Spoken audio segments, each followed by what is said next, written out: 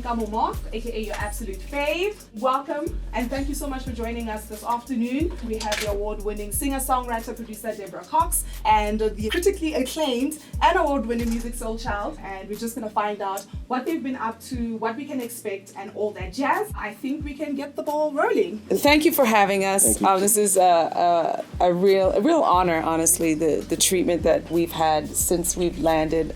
It's always a pleasure, a privilege to come back home. I have a very, very deep connection with South Africa.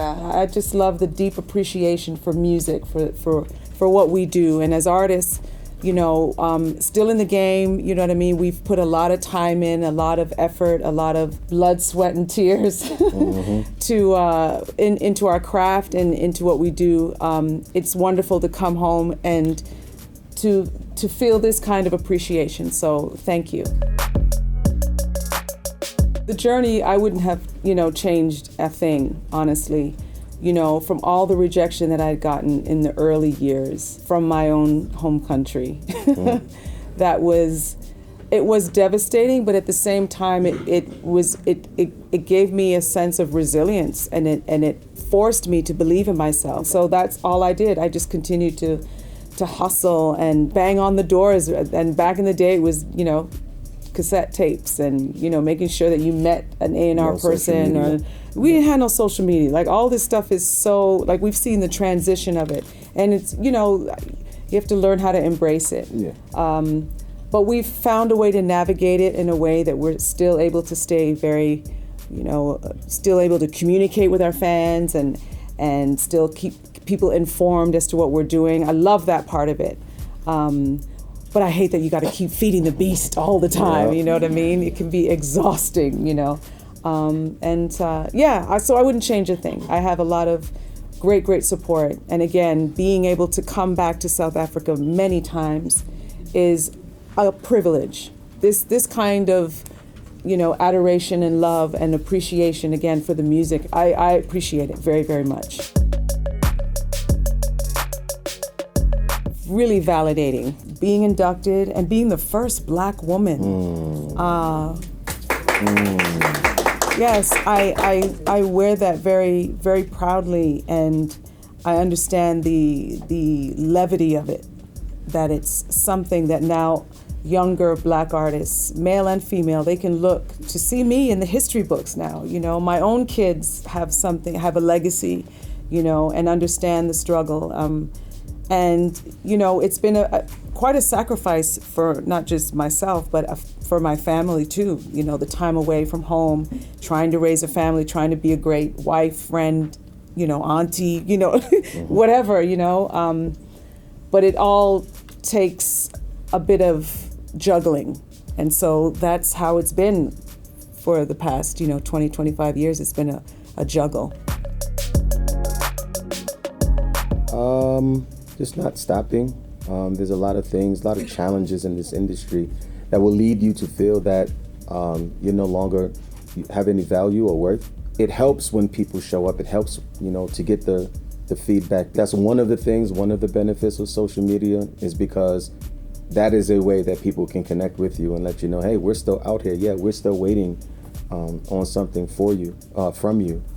So it's things like that. And then when you have it naturally and it comes to you naturally, it's almost impossible to not do it, So now it's a matter of, I'm going to do it anyway, but will I still present it? There's a lot of artists who have a lot of things, a lot of songs, a lot of projects that will never see the light of day, because there is no room for it. There is no platform to present it on. So we're going to keep doing it. I think a lot of it has to do with you guys still caring and still asking and still showing up when we do a show and things like that. I'm going to be working with Sunel. Yes. I heard his song over the pandemic. There's a song in particular that just awakened me. You know what I mean? When you hear a song and it just awakens your soul. That's what his music did to me. I play his music constantly. So I think it really conjured up a meeting, because we're going to connect, and we connected over social media. And then I couldn't believe that he was following me too. I fangirled as well, and I was like, it's just that exchange. So yeah, definitely Sunel. It's a different energy here that I quite like, and I'm really trying to mastermind a way where I can keep coming back for more time. But just want to celebrate, this R&B, this soul music, and just keep the vibes going. That's what I'm looking forward to. Well, I just released an album in March. It's called Victims and Villains, produced by a very amazing, awesome art producer named Hit Boy from California. It's the first album that I've done that I felt the most me. So I welcome you guys to listen to it. Again, it's called Victims and Villains. It has some pretty cool stories. I've shot a video for each song. I have maybe 3 more left to release, and I plan to put out another project later on this year, provided everything goes right, because I have a lot that I want to give to you. We really believe in wealth, in Black business. I became very into wine when I was singing background for Celine. We'd go to these different vineyards in France. When I was doing backgrounds on my days off, I would be at the thing, sipping and stuff. And I developed a little bit of a palate, you know what I'm saying? And so a palate. I was like, got palate. it. Yeah. It's a nice way of putting it. Yeah. So we decided to just kind of dive in, and then COVID actually gave us time to really explore other interests outside of music. So there is new music. There's the wine that's out right now in the U.S., and we're going to explore South Africa as well.